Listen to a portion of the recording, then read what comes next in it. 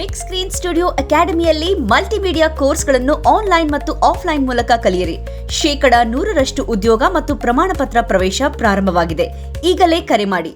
Singer Sonu Nigam ಅವರನ್ನು ಕನ್ನಡ ಚಿತ್ರರಂಗ ban ಮಾಡಿರುವುದೇ ಅನ್ನುವಂಥ ವಿಚಾರಗಳು ತುಂಬ ಓಡಾಡ್ತಿದೆ. ನಿಜಕ್ಕೂ ಏನಾಗಿದೆ? ಮುಂದಿನ ದಿನಗಳಲ್ಲಿ ಸೋನು ನಿಗಮ್ ಅವ್ರ ಜೊತೆ ಹಾಡನ್ನು ಹಾಡಿಸ್ಬೋದು ಅಂತ ತುಂಬ ಜನರಿಗೆ ಒಂದು ಕನ್ಫ್ಯೂಷನ್ ಇದೆ. ಆ ಕನ್ಫ್ಯೂಷನ್ಗೆ ಇವತ್ತು ತೆರೆ ಎಳಿಕೆ ನಮ್ಮ ಜೊತೆ ಇವತ್ತು ಸಿನಿಮಾ ಚೇಂಬರ್ ಅಧ್ಯಕ್ಷರಾದ ನರಸಿಂಹಲ್ ಅವರು ಇದ್ದಾರೆ. ಬನ್ನಿ ಅವ್ರನ್ನ ಮಾತಾಡಿಸ್ತಾ ಹೋಗ್ತೇನೆ. ಸರ್, ನಿಮ್ಗೆ ಗೊತ್ತೇ ಇದೆ ಸೋನು ನಿಗಮ್ ಅವರ ಇದಾದಮೇಲೆ ಒಂದಿಷ್ಟು ಜನರಿಗೆ ಕನ್ಫ್ಯೂಷನ್ ಇದೆ. ನಮ್ಮ ಚಿತ್ರಗಳಲ್ಲಿ ಸೋನು ನಿಗಮ್ ಅವ್ರನ್ನ ಹಾಡಿಸ್ಬೋದಾ ಅಥವಾ ಮುಂಚೆನೇ ಹಾಡಿಸಿದ್ರೆ ಆ ಸಿನಿಮಾಗಳಲ್ಲಿ ನಾವು ರಿಲೀಸ್ ಮಾಡ್ಬೋದಾ ಹಾಡು ಅನ್ನೋಂಥದ್ದು ತುಂಬ ಜನರಿಗೆ ಕನ್ಫ್ಯೂಷನ್ ಇದೆ. ಬಟ್ ಅದ್ರ ಬಗ್ಗೆ ಏನು ಹೇಳ್ತೀರಾ ಅಂತ ನೀವು ಅಧ್ಯಕ್ಷರಾಗಿ? ಸರ್, ಸೋನು ನಿಗಮ್ ಬಗ್ಗೆ ಎಲ್ಲ ಕನ್ನಡ ಪರ ಸಂಘಟನೆಗಳಾಗ್ಬೋದು, ಕರ್ನಾಟಕದ ಜನತೆ ಆಗ್ಬೋದು, ಒಕ್ಕೊರಲಿಂದ ಖಂಡಿಸಿದ್ದಾರೆ ಸರ್. ಅವರು ಒಂದು ಥರ ಯಾರನ್ನೋ ನಮ್ಮ ಪಹಲ್ಗಾವ್ ಟೆರರಿಸ್ಟ್ಗಳಿಗೆ ಹೋಲಿಸಿದ್ದಾರೆ ಅಂದಮೇಲೆ ಎಲ್ಲರಿಗೂ ಸಿಟ್ಟು ಬಂತು. ಎಲ್ಲರೂ ಇದು ಮಾಡಿದ್ರು.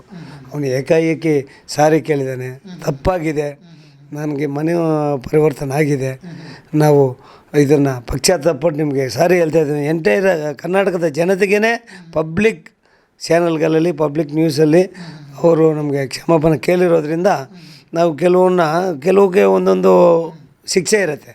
ಹಾಗೆ ಅವರು ಕ್ಷಮಾಪಣೆ ಕೇಳಿದಾಗ ನಮ್ಮ ನಿರ್ಮಾಪಕರೇ ಅಲ್ಲಿ ಇರೋದು. ಅವ್ರನ್ನ ಬೆಳೆಸಿರೋದು ನಾವೇ, ನಮ್ಮ ಕರ್ನಾಟಕದವರೇ ಅವ್ರನ್ನ ಜಾಸ್ತಿ ಬೆಳೆಸಿರೋದು.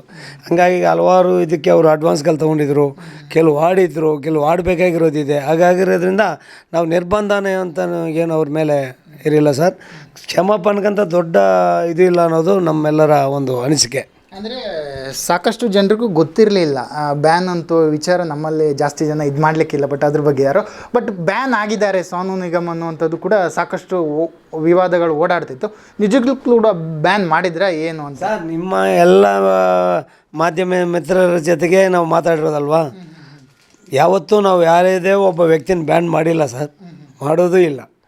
ಅಸಹಕಾರ ಕೊಟ್ಟಿದ್ವಿ, ನಾನ್ ಕೋಆಪ್ರೇಷನ್ ಅಂತ ಮಾಡಿದ್ವಿ ಅವ್ರಿಗೆ ಯಾವುದೇ ರೀತಿಯ ಸಹಕಾರ ಕೊಡಲ್ಲ. ನಮ್ಮ ಸಿನಿಮಾದಲ್ಲಿ ಸಾಂಗ್ ಆಡಿಸೋಕ್ಕಾಗಲಿ ಯಾವುದಕ್ಕೆ ಅವ್ರದಕ್ಕೆ ನಾವು ಕರೀತಾ ಇರಲಿಲ್ಲ.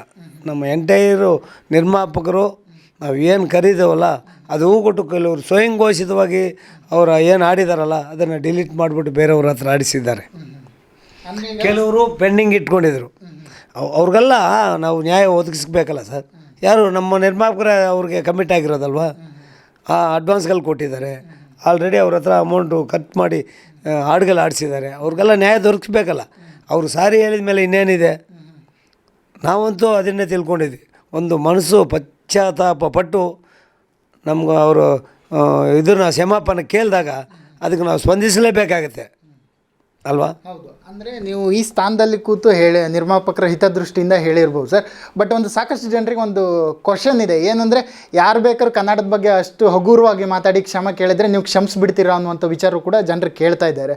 ಬಟ್ ಇದು ಏನು ಹೇಳ್ತೀರಾ ಇದ್ರ ಬಗ್ಗೆ ಅಂತ? ಸರ್, ಖಂಡಿತ ಎಲ್ಲ ಅಫೆನ್ಸ್ಗೂ ಇದೇ ಶಿಕ್ಷೆ ಇರ್ತದೆ ಅಂತ ಹೇಳಿಲ್ಲ.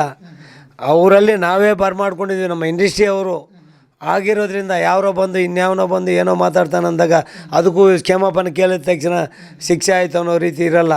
ಅದೇ ಒಂದು ಶಿವಕೆನ್ಸಿ ಒಂದು ಸಿಚುವೇಶನ್ ಇರುತ್ತೆ, ಸಮಯ ಸಂದರ್ಭ ಅಂತ ಇರುತ್ತಲ್ಲ, ಅದ್ರ ತಕ್ಕಾಗೆ ನಾವು ಅವರಲ್ಲಿ ಇನ್ವಾಲ್ವ್ ಆಗಿದ್ದೀವಿ. ನಮ್ಮ ಏನು ನಿರ್ಮಾಪಕರಲ್ಲ ಅವ್ರ ಹತ್ರನೂ ಇದು ಆಗೋಗ್ಬಿಟ್ಟಿದ್ವಿ. ಆದ್ದರಿಂದ ಇವ್ರಿಗೆ ನಮ್ಮಲ್ಲಿ ಒಬ್ಬ ಟೆಕ್ನಿಷಿಯನ್ ಆಗಿರೋದ್ರಿಂದ ನಾವು ಅವ್ರಿಗೆ ಕ್ಷಮಾಪಣೆ ಅಂದ ತಕ್ಷಣ ಅವ್ರಿಗೆ ಒಂದು ನಿರ್ಬಂಧ ಹೇಳಿಲ್ಲ. ನಾವು ಆವತ್ತೂ ಬ್ಯಾನು ಅಂತ ಮಾಡಿಲ್ಲ, ನಾನ್ ಕೋಆಪ್ರೇಷನ್ ಮಾಡಿದ್ವಿ. ಅದನ್ನೇ ಹಿಂಬಡ್ದಿದ್ವಿ. ಅವು ಈಗ ಇಷ್ಟ ಇದ್ದರೆ ನೀವು ಮಾಡ್ಕೊಬೋದು, ಇಲ್ಲಾಂದರೆ ಇಂಥವ್ರ ಹತ್ರ ಯಾಕೆ ಮಾಡಬೇಕಂತೇಳಿ ಬೇರೆಯವ್ರ ಹತ್ರ ಮಾಡ್ಬೋದು. ಅವ್ರಿಗೇನು ಇಂಥವ್ರಿಗೆ ಮಾಡಿ ಅಂತೇಳಿ ನಾವು ಎಲ್ಲಿ ಸೂಚನೆನೂ ಕೊಡೋದಿಲ್ಲ, ಅಡ್ವೈಸು ಮಾಡಲ್ಲ. SS TV ಸಿನಿಮಾ ಜಗತ್ತಿನ ಕ್ಷಣ ಕ್ಷಣದ ಸುದ್ದಿಯೊಂದಿಗೆ.